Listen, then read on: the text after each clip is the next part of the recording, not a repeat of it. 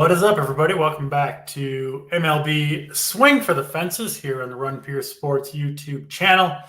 It's Tuesday, April 29th, and we've got a tasty, I think it's safe to say tasty, 10-game baseball slate, 4 NBA playoff games tonight. Good night for sports, as usual on Tuesday, joined by the one and only Steve Boyden. Boyden, how you doing on this Tuesday afternoon? Yeah, doing well.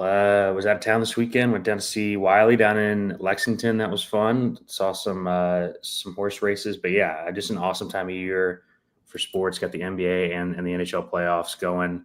A bunch of games tonight. Like you said, we got an early lock for NBA. If you're playing that, it's 6 o'clock Eastern, which will be interesting with the show going on. Was trying to get that done beforehand. Playing both tonight.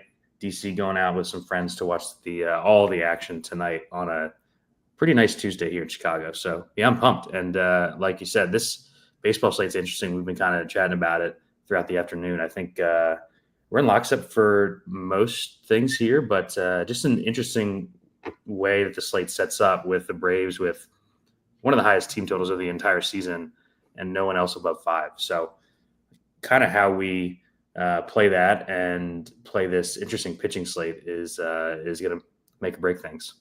Yeah, we'll talk through it all, of course, pitchers, stacks, all that good stuff. We'll do the Dong draft at the end of the show. We marked some time for that. 1-1 last time, so we'll see if we can break the tie. We'll go 5 rounds on the Dong draft at the end of the show. I know that people love it. Yeah, appreciate the enthusiasm. Mama rocks Homestead. Exclamation points. Always a plus here on the show. Mama had a big hit over the weekend. She sent me a DM on Discord. Always good to see. Yeah, let's talk some seam. Yeah, this kind of a little bit of a no-nonsense show. Right into the baseball here on this show, talking baseball for an hour. You love to see it. Got to give a shout-out to our girl Brittany. Big score last night. Was it 20K? In the yeah, 20K, and probably should have been 50. Got screwed late by some Dodgers in the last inning. Yeah. I believe Brittany did have Dusty May, right, and got away with it. I would say so. Yeah, it could have been worse for Dusty May. I do feel like I was right on that one. Hopefully, a better team than the Marlins, and maybe not such good luck for Mr. May. Next time out, we could see a stack going absolutely off. But enough about yesterday. We got plenty to talk about today. We do got 10 games to talk about. Some weather situations, but overall not too bad, and honestly kind of warming up a lot of places around the country as well, which I way prefer warm weather baseball where we get more scoring. It just feels like a sport that's just meant to be played when it's warmer out, and I just think it makes for just better baseball. So happy to see the temperatures warming across the country. But with that, let's get into this first game of the day. We do go back to Yankee Stadium South in Tampa Bay. We've got Michael Lorenzen, Taj Bradley, 2 righties going after it here. Royals and Rays. Temperature-wise, kind of similar to what we've seen in this stadium for the most part, right? Going to be around 80 degrees. Some winds blowing in, Steve, and it's been a week since I played here in it's been a week. I did mention last time they were there, it must have been, I guess, like 10 days ago now or close to it. I think the wind direction in this stadium is going to prove to have about as big of an effect as anywhere, including Wrigley Field. We do have winds blowing in from center field here. I still think this is going to be a pretty good hitter's park in general, but I think by the time the books adjust, I think we're going to see Wrigley-like swings based on the wind here. So I'm a little hesitant to buy completely in when the wind is blowing in. I just don't think the numbers have quite adjusted, but I could be wrong on that, just my opinion. And anyway, it is a pretty good spot for hitting in general. But I know you're pretty high on Taj Bradley going up against the Royals here. Talk to me about him and then Michael Lorenzen taking on the Rays as well. Yeah, to go back to the win here, it makes sense. I mean, the reason that the win affects Wrigley so much, and you've obviously been here, is it's in a neighborhood. It's not like surrounded by any big buildings, and it's not a very tall park. These minor league parks obviously are not, triple decker massive stadiums. There's nothing in the outfield, right? It's just like the Right. row of bleachers and an openness. Yeah, so that definitely checks out that the wind is going to matter in a spot like this. But yeah, no, I think Taj Bradley's where I'll start here. Really interesting play here. Going to be pretty low owned after a couple of poor performances where he was higher priced and higher owned. I think he's interesting just because of kind of the context of the slate. We'll talk about Bryce Miller later. He's at that same price point, going to project better in a better spot. But Bradley's just, I think, always going to be a great tournament play when he's lower owned. Just kind of like the younger version of like what Robbie Ray used to give you, right? Like where it's either a bunch of strikeouts or a bunch of walks and a big home run kind of undoes him. So, we've been picking on this really, really poor Royals offense, DC, for what feels like weeks now. Second lowest ISO, second lowest weighted runs created plus against right-handed pitching. It's not the best strikeout matchup, obviously, against the Royals, who are like bottom 10 in K rate.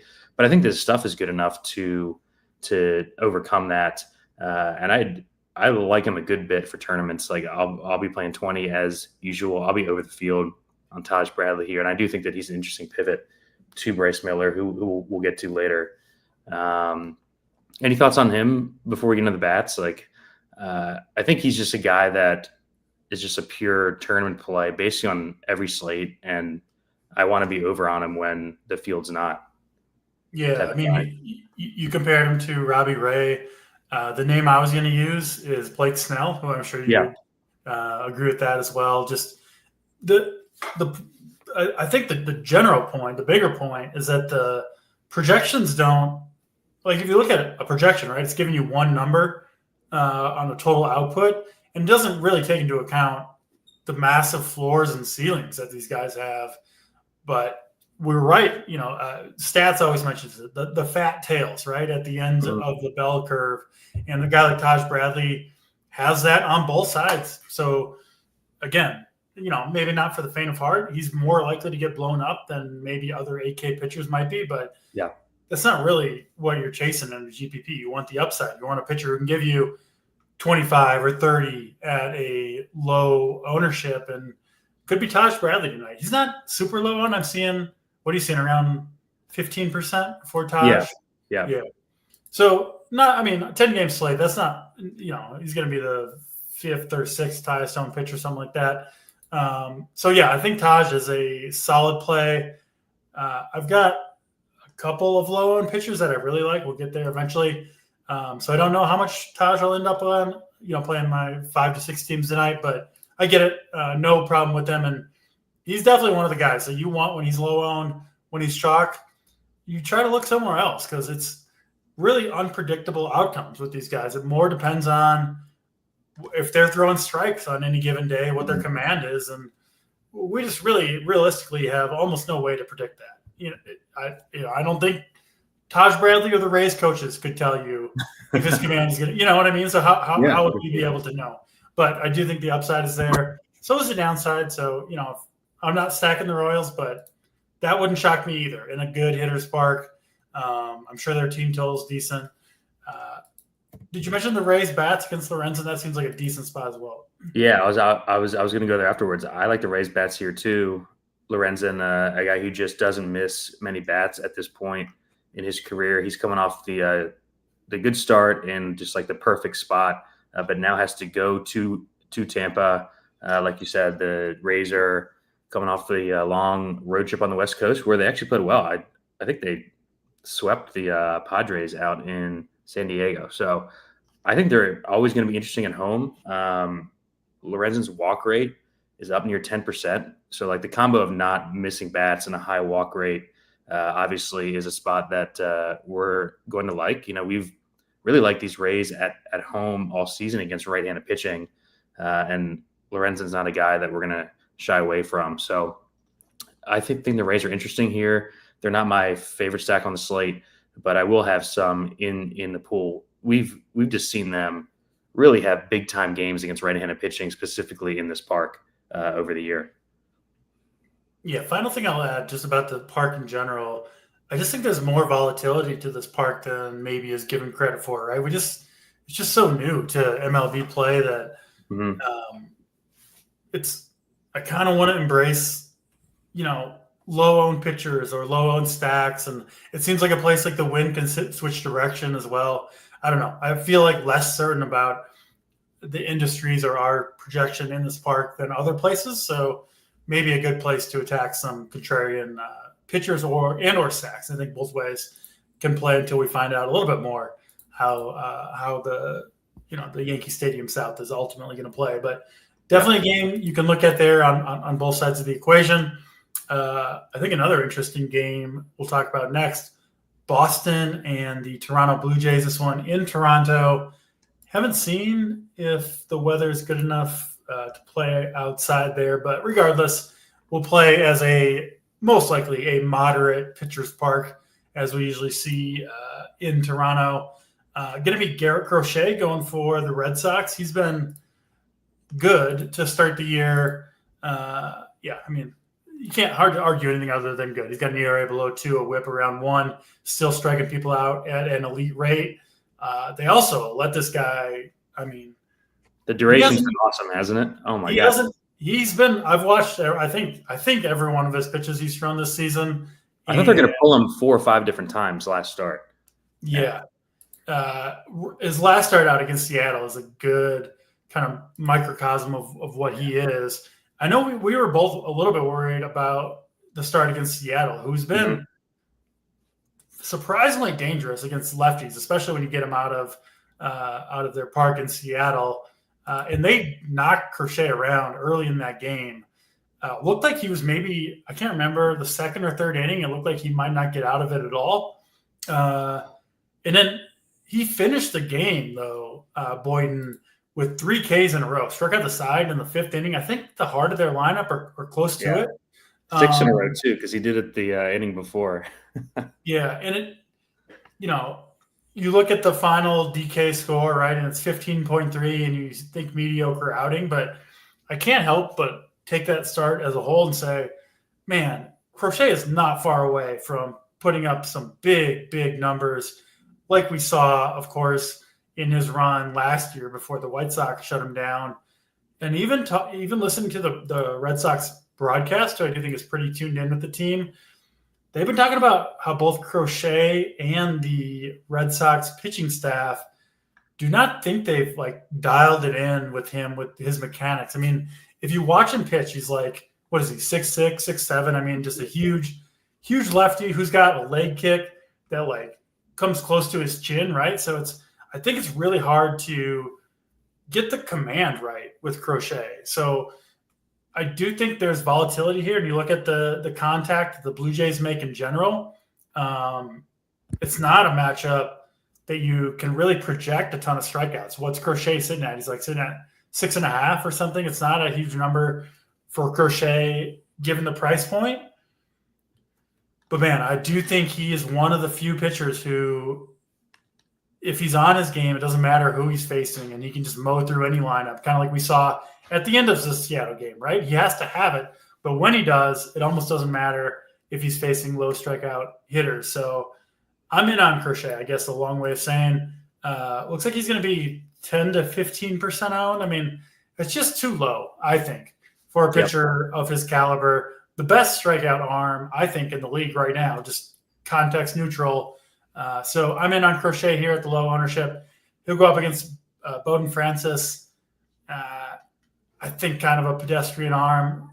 Not a ton of interest in him for me. I think you could definitely play some Red Sox lefties would be the way that I would be most likely to play them. Full Red Sox stack I do think is in play against Francis. Long-winded from me, Steve, but your thoughts here on Boston and Toronto.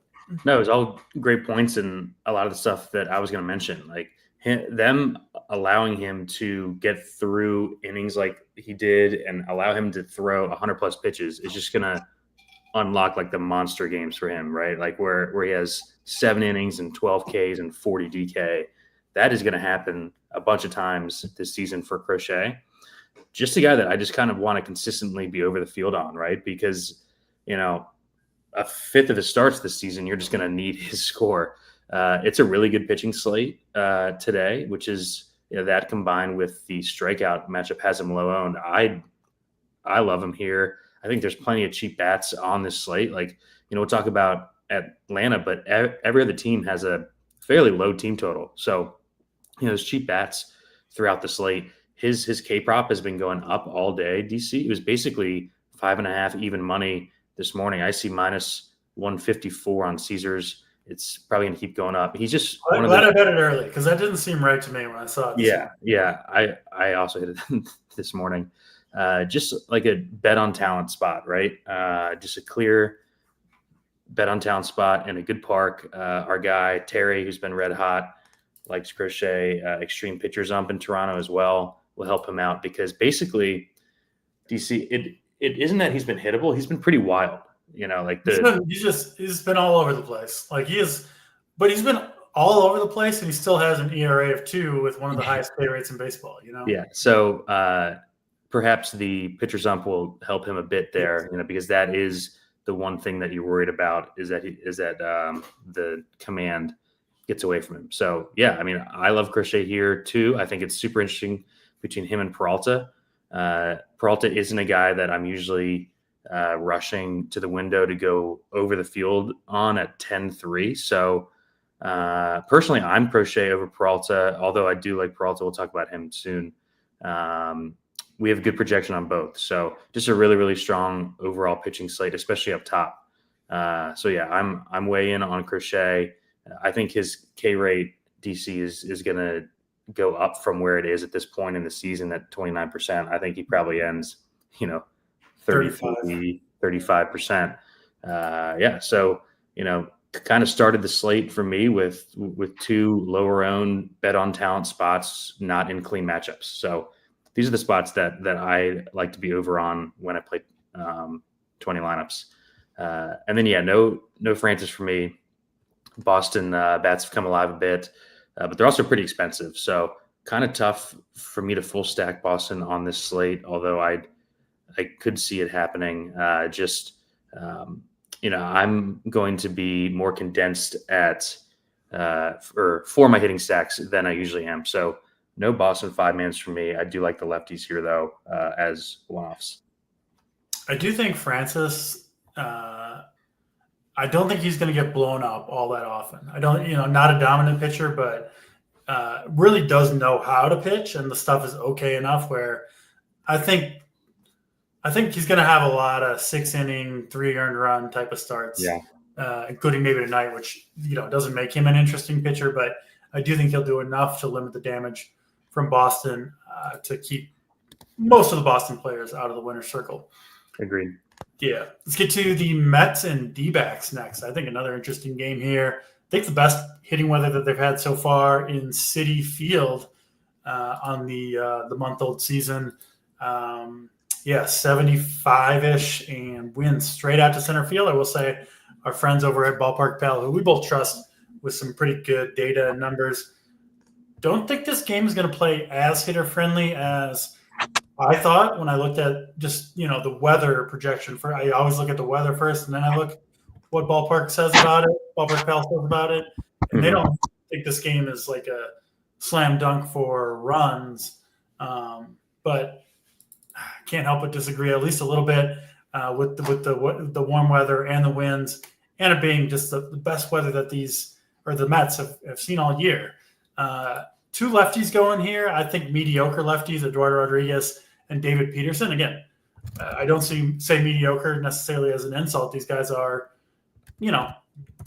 innings eaters who limit the damage for the most part, but I'm not running away from either of these pitchers in a game where I like the hitting conditions and I really like the lineups. I'm higher on the D-back side of this one, Steve, but I do like the Mets side to some degree. And I will say too, the D-backs will have to do damage early because if they don't, they're going to have to face a tough back end of the Mets bullpen, 6th, 7th, 8th, and 9th. One of those spots where you're going to need the D-backs to put up, 4 or 5 runs, be up a few runs, and not face those pitchers. But that's kind of what you need your stack to do anyway. So not super worried about that. I'll take the over on Nimmo 9 RBIs tonight. I think he's going to set the Mets franchise record in back-to-back games. Seems like a good bet. But yeah, mostly offense here for me, Steve. What are you doing with Mets and D-backs? Yeah, kind of in lockstep with you. We were talking right before we went on about like some first five numbers for this game. Arizona first five team total over 1.5 is -140. The game team total for first five over 4.5 is -105. I kind of like that because I could kind of see either team getting there in the first 5 innings. So I'm going to take that first five over here. I like that over 4.5. But yeah, pretty much in lockstep with what you said for this game. I'm not sure. Are you going to get to 5 mans of the Snakes here? The bullpen scares me a bit. But the price tags are really good outside of Carroll. Like, I think that's more reason to go to a 5-man because you avoid the good bullpens if the whole stack goes off. More, yeah. Because like we have Carroll up at 6K, who's obviously been incredible. But Grichuk starting against Peterson in a 3-hole, he's 2,900. We have a free guy in the outfield. Tawa's been good. And on a slate, where we're going to be talking about a lot of high-end pitching. I do think that the price tags on these Arizona bats are pretty enticing here. They're going to be really low owned. So this just kind of seems like one of those games that goes under owned on a slate where it's the game with the best like wind, which is interesting. So yeah, I am scared of honestly both bullpens. Like the Arizona pen has been good too, especially in the back end, which is what has me a bit tepid here. But man, like we've seen the upside of the Mets who, have kind of come out of their malaise over the weekend a bit. So yeah, this is the game that I currently am a bit scared that I don't have enough of, right? Bats wise. I don't love either pitcher. I wish Rodriguez would be cheaper, but at 8,600, just can't play him here personally. So it's all bats for me. The more lineups I would be playing, the more of this game I would have, I think. It's just a great MME game, I think, because, both of these pitchers can get blown up. Peterson has been super lucky. Some of the chat asks how he avoids getting blown up. Last year, he had like an insanely low number of his barrels go for home runs, and it's happening again this year. So I don't want to miss that. Do you see when it goes bad? Yeah. So he's gonna. Yeah, go ahead. Peterson's gonna have some blow up starts. There's just no question about it. Just looking at the numbers and watching him pitch. So yeah, I do like the D-backs, like I mentioned here. Eugenio Suarez got to be the top play, I think, on the D-backs. I believe he currently leads the majors in home runs, despite doing it all in like just a few games. Obviously, he had the 4 home run game over the weekend. He had a double down game earlier in the year. And man, you could just see watching him hit. It's like that's like all he's trying to do is dial in the home run swing, and then when he gets one, it's like 110, like 440 feet out to left center field. Yep. I mean, it can be frustrating. You're gonna take a lot of zeros, but that's the guy I want to roster, right? Who's trying to hit a home run every time he gets to the plate. Like, give me the volatility when we're trying to win a tournament at 4,500 against a lefty, and he's like one of the true like season after season, right? Just crushes lefties. I think it's just an amazing spot for Suarez there at 4,500. He is by far my favorite play if we're trying to pick a one-off from the D-backs. Game stack here I think is okay, but I actually prefer playing it from one side or the other just because of the bullpen thing, right? If it's a close game, you're not getting runs late here. Yep. Yeah. I love game stacking in NFL and even to NBA to some extent. I actually think it's generally not the best idea in baseball. I think you want the lopsided games. That's when you get the bad bullpen and you get like the pitchers into the game, right? I mean, the Nationals and Mets played like 2 full innings with That's hilarious. Thank God that was not on the slate yesterday. I know, but it does happen. No, I know. Yeah. So yeah, I'm in on the D-backs for sure. Mets are interesting too, but the D-backs are my favorite side to play. that game. Let's get to Milwaukee and the Chicago White Sox. Your neck of the woods here in Chicago. Looks like this game should be kind of cooling down throughout the day. It should be start in the mid 60s, end in the mid to low 50s. So a little bit cooler weather in Chicago, but not bad hitting conditions overall. We've got Freddie Peralta, who I've been pretty high on this season. He's been pretty solid for the most part. It's obviously the White Sox lineup, which is just a tremendous matchup overall. Going to be that way all season. Hard to argue against Peralta.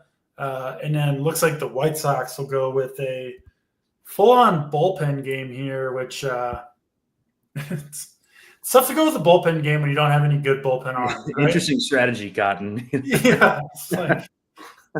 Like it sucks when like the Dodgers do it, or like the Rays used to have a bunch of good bullpen arms, but like the White Sox don't have anyone good. So I don't think it's going to work out that well for them. I've been high on the Brewers a lot this year. I'm going to remain in on the Brewers here. And then, I think the Peralta versus Crochet thing is an interesting one, where I think Crochet is clearly the more talented long-term pitcher. Mm-hmm. Peralta clearly has a better matchup. I think both those things are pretty close to indisputable. So curious where you ended up between Peralta versus Crochet. Throw it over to you, Steve. Talk to us, Brewers and White Sox. Yeah, going to be cooling off during the game, like you said. Peralta up at 10-3, believe the highest price he's been all season here. The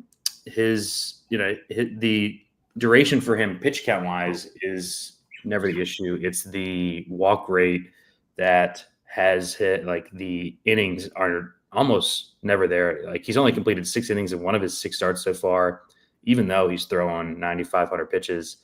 I'm not super comfortable with this price tag for him at ownership. I think the 19 that Saber has right now is low. I think he comes in 30 plus here. It's just like every single slate against the White Sox, the pitcher is 30+%, no matter really what his price tag is. Actually, I just refreshed and it went up to the mid 20s. So yeah, I mean, the gap between Peralta and Crochet, I think, is going to continue to grow in the projections, and it's probably going to prove to be true. Yeah. So we basically have them with the same projection via captain. So I'm going to take the ownership discount on Crochet and probably try to invert that ownership personally. Yeah. I just trust Crochet so much more as an arm, despite the matchup. And I think if things are going really well for Crochet, we could see 7-8 innings from him right now. So I'm Crochet over Peralta. I'll have some Peralta, obviously, because the matchup is good against a bottom 5 team. But Peralta is just a guy that I'm fairly consistently under the field on, even when he's like 9K, not at 10-3. So this is an uncomfortable price tag for me, despite the good matchup.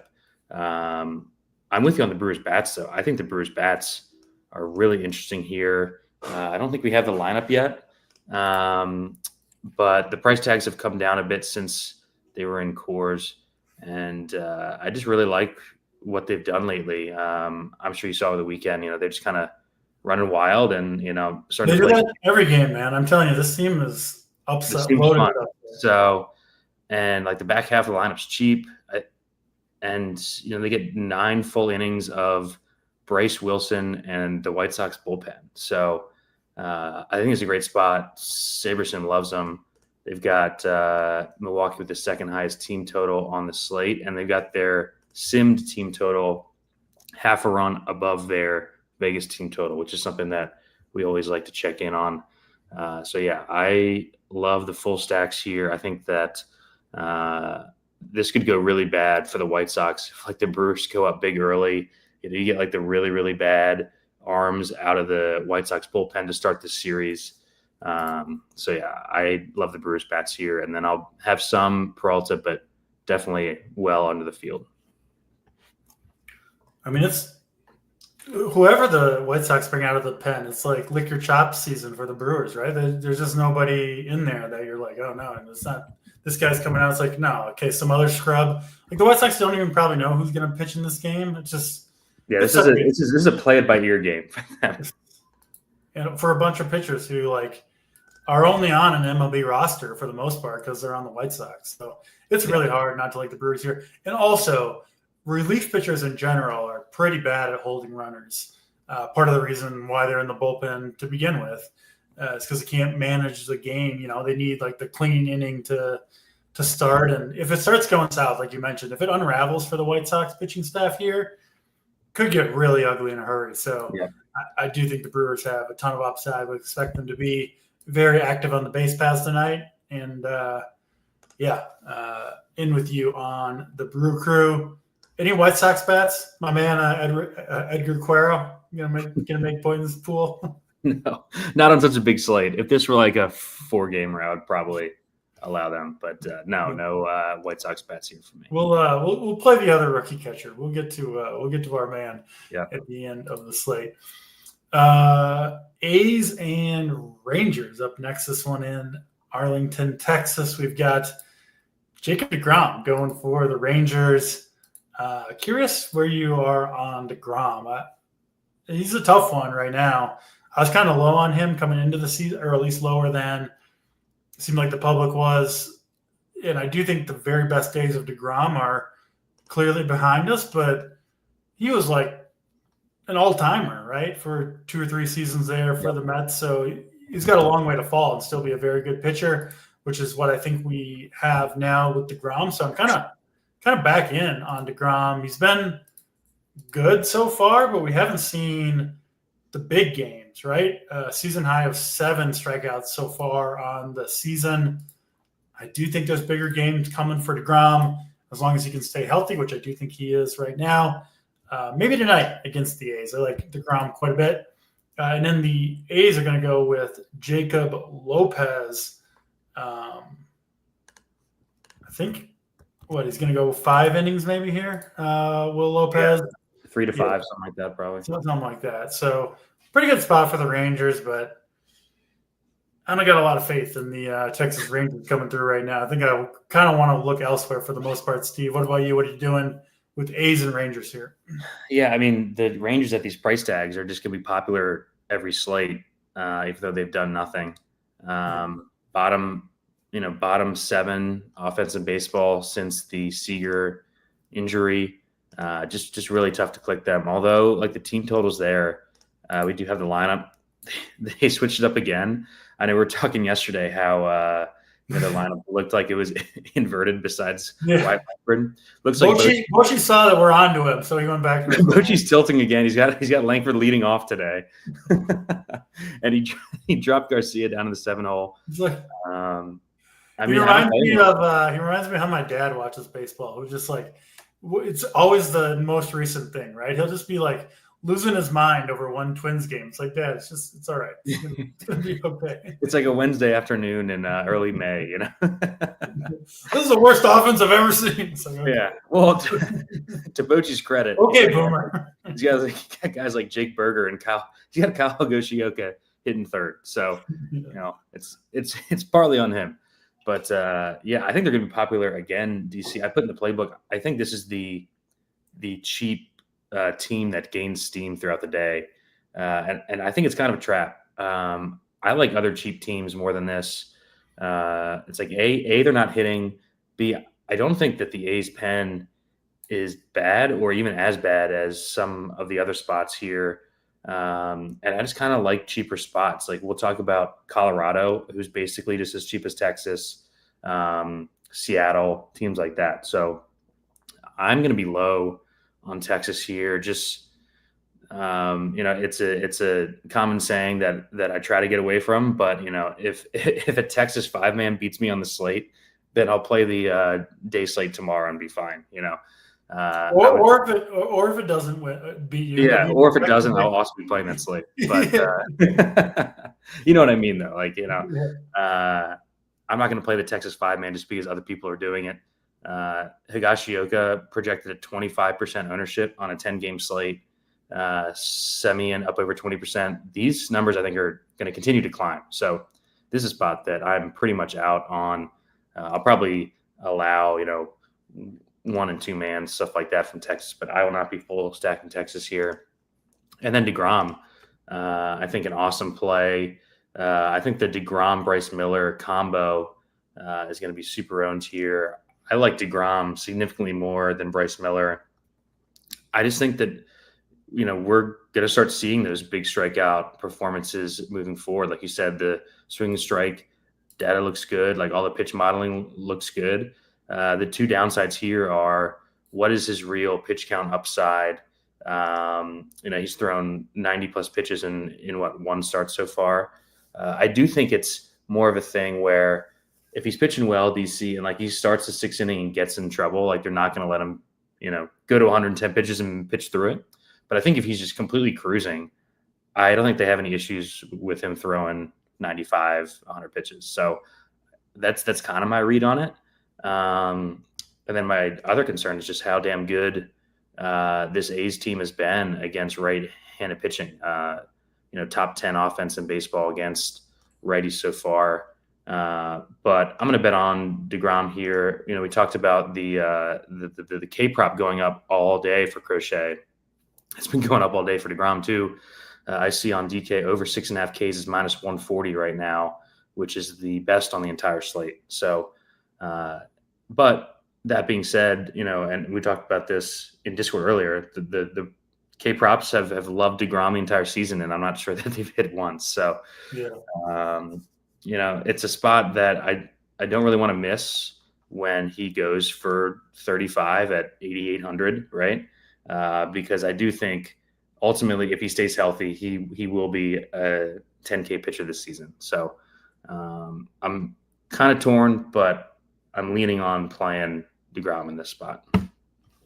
Yeah, my guy, Saris, who does the Stuff Plus, Pitching Plus model. That's one of the best publicly available models. They've got Pitching Plus so it tries to grade the stuff and the command kind of independently of what happens from the batter's perspective. So, it's got all the guy at the top. If you sort by Pitching Plus, which combines the two, they've got Scuba 1, Hunter Green, top 10 is Hunter Green, Schwellenbach, Wheeler, Skeens, Gilbert, and then they've still got DeGrom number 2 on that list. So that number, which I do think is a pretty good metric this early in the season when we've got some question marks on where DeGrom's at, still thinks he's one of the top arms in baseball. So in a good matchup, right, at home, pretty good price. I'm with you. I think DeGrom is a buy here. And yeah, you just kind of trust the numbers on him. And, even if, like you said, he's missed his K prop a bunch of times, but I think there's reason to think that DeGrom will dial it in. My only thing, Steve, is DeGrom pitched with the best stuff in baseball for so long that I do wonder if now that he is clearly a significantly diminished version of himself, right? Even if he is still awesome, that maybe there's something to it where he just, he's off because he doesn't have what he once had. And so maybe he'll underperform where he should be. But yeah, I think that's in the range of outcomes. I'm not ready to get there yet. Yeah. Well, the null hypothesis has to be that the stuff will start to translate into results. Yep. And so that's what we're at. We're betting on with DeGrom. We have to. He hasn't pitched that much in the last 3 years, too. He's might take a little adjustment to learning that new arsenal that he has, but the new arsenal is still incredible, and he's put up monster results in the past. So I think having some grace with DeGrom is probably the right move overall. Yep. Let's move to Tigers and Astros. Two righties here, Reese Olson and Ryan Gusto. Is it Gusto? I think it's Gusto, yeah. Gusto. We'll go with Ryan Gusto. That sounds better anyway. This one, Steve, I didn't end up with a lot on either side. I do think Gusto grades out pretty well against the Tigers. I don't have a huge amount of trust in him, as is maybe the case for a pitcher whose name you don't know how to pronounce. But I do think on paper he looks pretty good against this Tigers lineup. What'd you do, Steve, with Tigers and Astros? Yeah, kind of a weird game here. I've been basically streaming right-handed pitching against Houston. That didn't work out last night with Flaherty. They're coming around a little bit. They've got to a few righties recently. Yeah, I've been high on Reese Olson pretty much all season. I don't love the K prop here, and the price is up a bit. Like, you kind of prefer 7K or less Reese Olson because the strikeouts aren't going to be great. But I mean, we haven't projected for 16.5 here. I think that's reasonable. More of an MME type of play. I think both of these pitchers are, the more lineups that you're playing is where you want to start to introduce some Reese Olson and some Gusto here. I don't really like bats here. I'll have some of the Detroit one-offs, basically the same thing as yesterday. Carpenter and Green, the two guys who crushed. So I'll keep them in, and I'll keep Alvarez and Walker in on the Houston side for one-offs, but not too much interest in this game overall. I do have a slight lean for the pitchers. Like if I had to pick one for Olsen, just because of the track record and the matchup with all the Houston righties. Yeah, I'll take the Gusto side of that one. So we'll have a minor disagreement on Olsen versus Gusto. Got to have at least one during the show, but I'm with you. Don't want to go crazy on this game overall. Let's move it to Coors Field as we move westward. Rockies and Braves. Moderate weather here in Denver, going to be in the mid to high 50s. Some winds blowing out, but of course it is Coors Field, so it is going to play very hitter friendly. AJ Smith-Shawver, who is, I kind of think the jury's still out on him. Youngster, 22 years old, decent stuff. I think he's pretty mediocre right now, Steve. I think you can go back to the Rockies here. Like them yesterday, they were disappointing, but I think you can certainly play the Rockies if you want to go in that direction. And then, I mean, this is a pretty amazing spot for the Braves against German Marquez, who, man, the results have been bad, and it's really hard to find anything to cling to with Marquez in terms of his future results improving. I don't think he's a 9 ERA pitcher, but it doesn't look good for Marquez. I really couldn't find much to have optimism for his results going forward, including in this game. And then, I mean, even beyond that, I mean, the Rockies bullpen, we talked about it yesterday, just a horrendous bullpen. They're also completely gassed out. They played in Coors. I think this is their 5th, 6th, 7th game in a row. I did used to love German Marquez quite a few years ago now. That was a decade ago, Brian. Yeah, I've since moved on. But yes, I will. I'll cop to the Marquez love back in like pre-COVID days. But I mean, this Brave spot, what was the other team we talked about with the bullpen, or the White Sox bullpen can implode? The Brewers, and I think the Braves are similar to that. And the nice thing about the Braves, Steve, is they don't really pinch hit, and they will let these guys mash when it's like 10-1 in the ninth, something like that, right? Like they just keep them in there. The Braves are hot. I think they've won 8 of 10, something like that. So this does look like a killer spot for the Braves. Obviously, a lot of people are going to go to it in Coors Field. What are you doing with Braves and Rockies here? Yeah, I mean, this is the story of the slate. I think it's either the highest or the second highest team total of the entire season so far. Sabre has their team total even higher than their Vegas team total. Gotta love both sides here. We'll start with the Braves, right? So we do have the lineup. There's no Rosario in there, which is good. That just would have been crazy, a 2,200 guy with a 7-team total. We would have faded and he would have hit 2 home runs. So thank God he's not in there. I would have taken him in the dong draft for the under 3,500 bonus. But obvious elite spot, kind of tough to get away from me on a main lineup. I'm going to try to make it work, the 5-man here. I actually put in the playbook, I don't play much, or I don't allow many 4-mans usually, but at these price tags, and it's just such a better spot than anything else on the slate, I might allow some Braves 4s today, just because I just want exposure to this game. So I think that's at least something to consider here. I'm not sure if I'm going to do it yet, but just a great spot overall. You're going to pay for it. We saw the Braves come in lower owned than the Dodgers last night because of the price tags. DC, I think that these ownerships are too low for how much better of a spot it is than the rest. Did they come in as low owned as they were predicted to last night? Yeah. I mean, the Dodgers came in higher than the Braves last night. Braves were like 10%, like yeah. was predicted. Yeah. So we're seeing about 20 here. I just think that it's so much better than any spot else on the slate that I'm going to be over these here. And it's not something that I do often in cores is be over on cores, but I'm going to be well over on both sides. I think we got to talk about the Colorado side. 5-team total for Colorado is their highest of the season. And these price tags, DC, Brenton Doyle's 4,500, but the rest of the team is 4K or less on a slate where we want to pay it for pitching. Smith Shawver, as you said, I don't really think he's a major league quality starter, honestly. 13% walk rate is not going to fly in cores for a guy who's an extreme fly ball pitcher. So, yeah, I'll be heavy on Colorado. Sure, I'll be back on the show on Friday. Be like, why the fuck did I play a bunch of Colorado on Tuesday? But, yeah, I mean, they've been bad, but they do have power, right? They're 6th in ISO in the split against righties. They do have pop. And I kind of like the lineup today at these price tags. I just think that they're going to fit what I want to do personally. I see everyone besides Doyle and Beck under 10% here, or no, Doyle, Beck, and Goodman. The rest of the lineup's under 10%. So I'm going to be heavy on the Rockies here.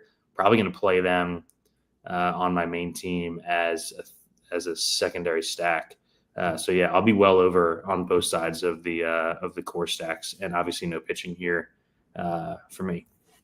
We're to the end of April, so we can break out one of my favorite games. Guess the Rockies ticket pricing, Steve. So I've got over at StubHub here, row 21, directly behind home plate. How much are Rockies tickets tonight? Row 20, directly behind. Row 20 behind home plate. $39. $30 to go to the Rockies game. That's not bad. I was close. I was actually, while you were getting that set up, going to check if that's higher or lower than the White Sox game today, because they are also at home. I don't know. I've never purchased White Sox tickets, but I do love the cheap Rockies tickets for sure. It doesn't take long here in Colorado for those Rockies tickets to be at significant discount. I just checked real quick. It's about the same here. Yeah, that's space. Yeah, Marlins tickets. Those got to be cheap as well. And then Nuggets game tonight too. I'm sure keeps those Rockies tickets. Yeah, Rockpile. Yeah, you can get it cheap, Uncle T. But you can afford better. You're winning every tournament, so you can Yeah. Uncle T might have to buy us some tickets soon. Get us in the box seats, Uncle T. Come on. Seattle and the LA Angels up next. We've got Jack Kohanowitz. He of the very low strikeout rate, almost Sugano low, Steve, who struck out like 9 Yankees yesterday. By the way. I know. Had to bring it up at some point. And then Bryce Miller going for the Mariners. We love pitchers in this park, obviously. We have seen more offense here recently than it seems like in recent past, but not buying too much into that outside of a recent fluke. It does look like, though, Bryce Miller, I think he's going to be pretty clearly the highest owned pitcher on the slate, maybe by a decent margin. Yep. I would say maybe 50% owned in some single entry stuff if you get into a little bit high dollar buy-in. So going to be popular, good pitcher, great place to pitch, great matchup against the Angels. So I get it with Bryce Miller. It's just I think for me, more a question of the ownership, and then a little bit of doubt on just how talented he is. But yeah, I think you could make an argument either way on what to do with Miller. And then some interest in Seattle bats. I'm never going too crazy in this park, even in a good matchup, but this is a good matchup for sure against Kohanowitz, who, like I said, doesn't miss any bats at all. Over to you, Steve, for Mariners and Angels. Yeah, really interesting spot here for Bryce Miller at what I think is going to be, I think in like the 121, he's like 60% in this spot. Just not a pitcher that I want to play at that ownership. I mean, the projection's so good. Like you said, the Angels, super right-handed, heavy, highest strikeout rate in baseball against right-handed pitching, 30th in weighted runs created plus the last 14 days. The walk rate, like you said, like that's his main issue this season. He's got a 12.8% walk rate so far. But the majority of it has been against left-handed bats. So I was actually hoping that somehow Bryce Miller would go under the radar in this spot just because of how average he's been, just because it does set up so well with the right-handed heavy lineup that he's facing. I think he pitches well. He's a tough fade in something like the 121, but I do think that like in the $18, the ownership's going to be really, really high. I talked about a pivot that I liked earlier with Taj Bradley. I like DeGrom over Bryce Miller straight up. So yeah, that's the play for me. DeGrom over Miller is what I'm doing. Obvious, great play, great park. But yeah, no, I like the Seattle bats a bunch here. Like we've seen them go nuts lately. The back half of the lineup is all free. Tellez, Crawford, Williamson, Mastroboni, all 3K or less, kind of helps to balance out the top of the order. Jorge Polanco's had a resurgence. He's been excellent at the top of the order here. Cal Raleigh's got 10 bombs at the catcher spot. And yeah, Kachanowicz, like you said, just misses no bats. And it's a hot team. So like Seattle, I think I put in the playbook for the entire season, they are number 1 in weighted runs created plus against right-handed pitching, 5th in ISO. So that's wild. Pretty impressive stuff for a team like Seattle playing half of their games in that park. So I will have some Seattle here. Saber really likes them. They're all going to be low owned. So yeah, Seattle's my 6th, either my 5th or my 6th team tonight for stacks. Anyone on the Angels you're willing to play, trying to get some leverage against what's clearly going to be a chalk pitcher? They just don't have many good lefties. They got Shanuel hitting second. I guess he's fine at 3,300. But yeah, not really. It's just such a right-handed lineup, and Miller's real struggles, like we said, are against. It's a good spot for Miller. That's for sure. It's the nutted spot for Miller at home against this lineup where really his only struggles have been against lefties. Yeah, probably gonna have to play some Miller. 7 righties at home. I mean, yeah, too bad the entire field's on him, right? Is the only too bad. It's such an obvious spot that he'll be 60% on. Yeah. Let's get to the last 2 games, San Francisco and San Diego. 2 good pitchers going here, Nick Pivetta, Logan Webb. 2 pretty good offenses as well, although certainly the Padres offense depleted by injury at the moment. Although they did get, looks like Luis Arraez is going to be back today. So not that you want to play him, but man, he is a pest for pitchers to go against. I kind of wrote this game off, Steve. Not a lot of interest in either offense, or almost none, honestly. And then I just think there are better spots to go to pitching. So, if you're playing 150, maybe a different story, but 5 or 6 lineups or 10 lineups, 20 like you're playing, I imagine you don't have a ton of this game, but what are you doing with Giants and Padres? Yeah, my biggest interest in this game is Pivetta, who has been awesome all season. Had the one start in the weird weather here at Wrigley, but other than that, it's been fantastic. The K prop is great. He has a total of 4 walks in 27 innings outside of that weird Wrigley start. We've seen the Giants be a bit pesky at times, but I don't think this is a great offense overall. You get the awesome park. He's at home here. And I think he gets completely kind of lost in the shuffle. I'm going to be over the field on Pivetta. We have a good projection on him at 9,500. I like him a good bit here. I definitely like him over Webb.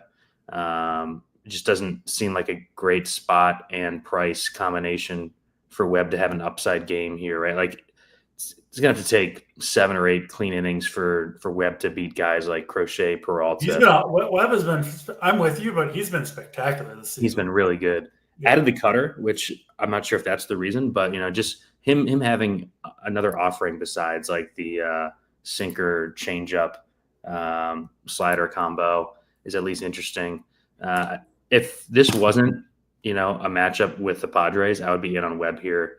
But it feels more like a floor spot for Webb than a spot where, like, say all 5 of these guys, Crochet, Peralta, Webb, Pivetta, DeGrom, have their, 75% outcomes. I think Webb is clearly fifth there as far as the upside. So I lean Pivetta here, and I'm going to have no bats from this game. Yeah, no bats for me either. But I agree with you on Webb. It's just hard to argue with. I mean, he's got multiple, I think 4 25-plus fantasy games out of his 6. Like, but like at 9,800, the over 5.5 Ks is plus 118. Yeah. It's just kind of hard to click over the guys. Like Bryce Miller has 6.5 prop minus 105 at 8,200. So certainly by the props, Webb isn't the play. It's kind of if you believe what he's done is a real tangible improvement where he becomes more in play. But yeah, I'm definitely paying to find out in a low strikeout spot. In a slate that has a lot of good pitching options. So I get it. Last game of the night, the Miami Marlins and the Dodgers. My Miami stack, Big T was laughing at me. Should have got there against old Dusty May, man. They were hitting some rockets. Ultimately, May didn't have a good game anyway, but it could have been better for Miami. I think the pinch hit grand slam is bullshit. What's that? When you're on a team and they have a pinch hit grand slam, it's just so hurtful. It is very hurtful. At least May got charged. I was very low on May as well. So yeah. Anyway, the Marlins are back in a pretty good spot here against. It's going to be Noah Davis who starts. He doesn't seem good at all to me. I'm curious where you ended up on. I don't think he's going to pitch long, but I don't know. I like the Dodgers used most of their bullpen yesterday, I believe. This is a tired bullpen. So I don't know. I kind of think the Marlins are a little bit sneaky. If you want to get way off the board, I'll have a stack or two of them. And then my bigger play in this game is Sandy Alcantara, who is all the way down at 7K. The results so far have been pretty rough for Alcantara. A lot of the damage came in a horrible outing against Philly where he only made it 2 runs. They were just on him from the jump in that game. Watching his last start, Steve, I know the results were just mediocre against Cincinnati, but I thought he found something. He looked like Cy Young version of Sandy in terms of his pitches and the velocity and the way they were moving and his confidence. And I don't know. I got some faith in this guy right now. And it is certainly buoyed by the price at 7K.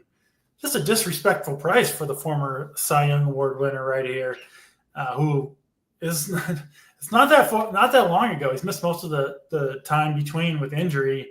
Still throwing like 98.5 on the fastball in his last start. They let him throw 102 pitches. The ground ball rate's still there. I think there's some good starts coming for Sandy. Will it be tonight against the Dodgers?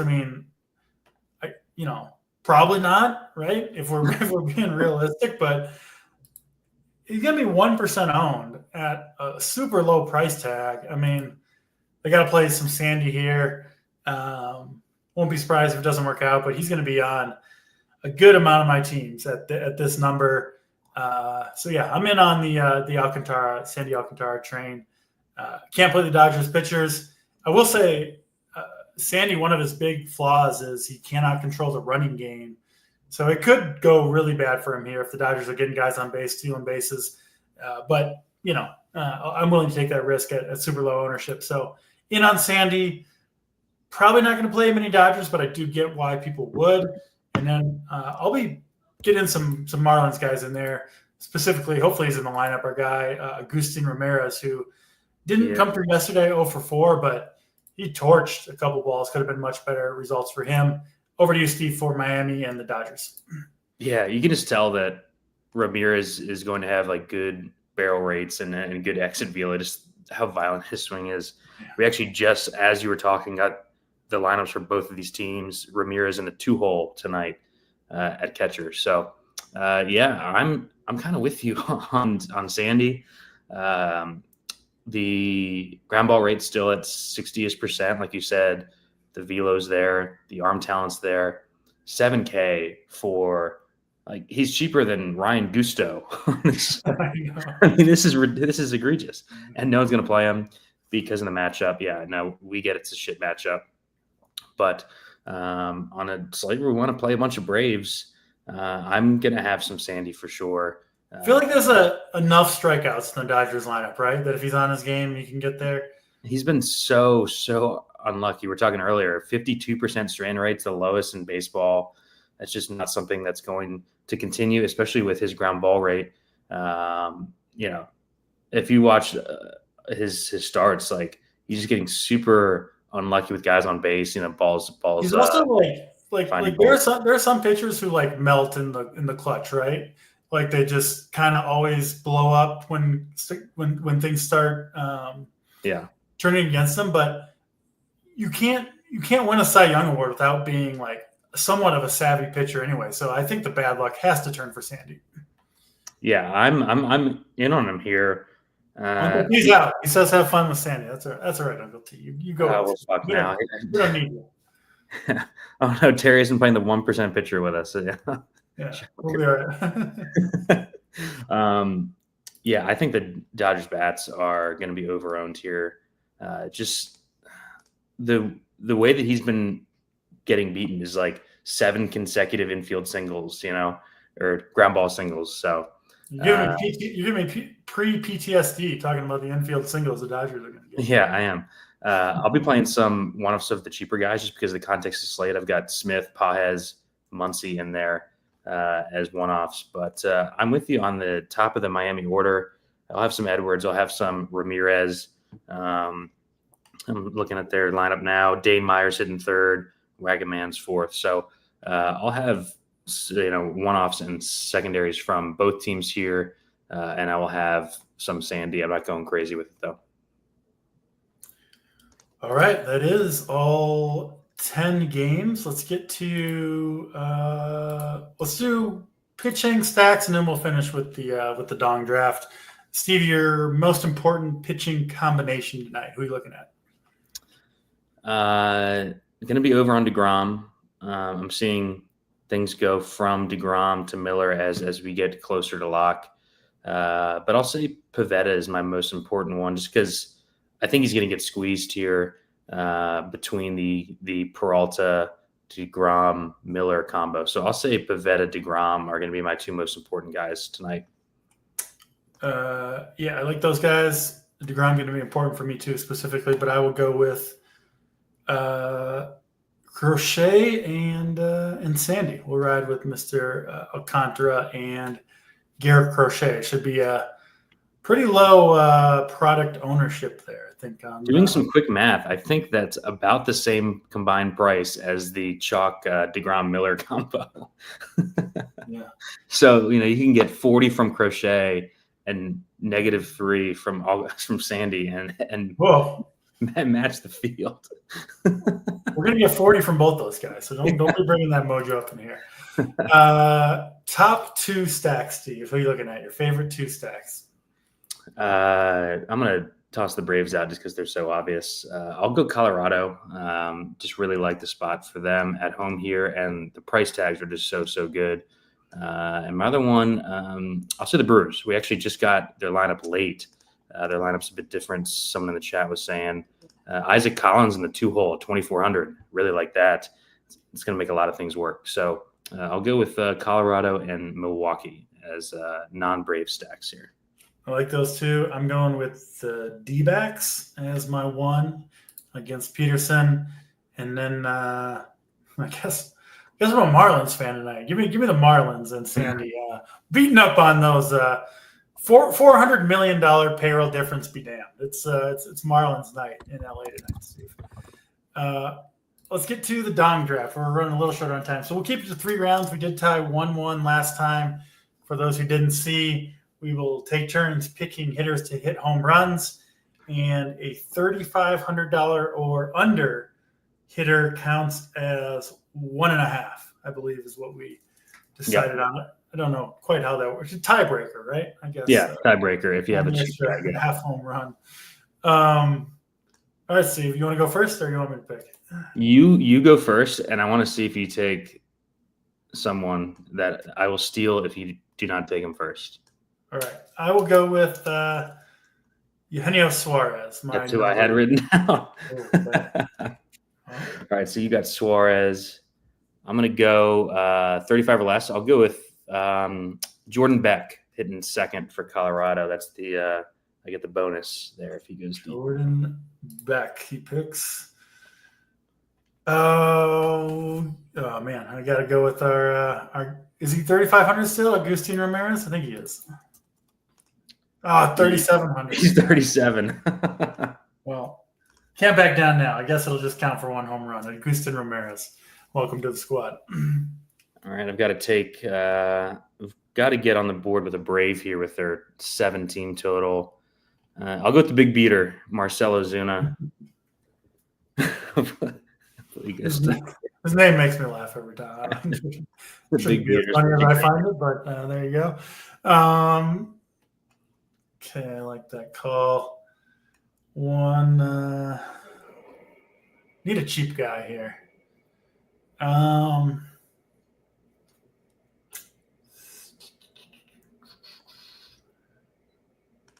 right, we'll go with we'll go back to the D-backs. Tim Tawa. He's got like 4 or 5 home runs already for the D-backs, hitting 8th and 3,500. I like those D-backs bats against. You get the bonus there if he. The bonus. One. Tawa. Yep. All right, my last one. I'm gonna try to go with a cheap guy again. Let me check something real quick.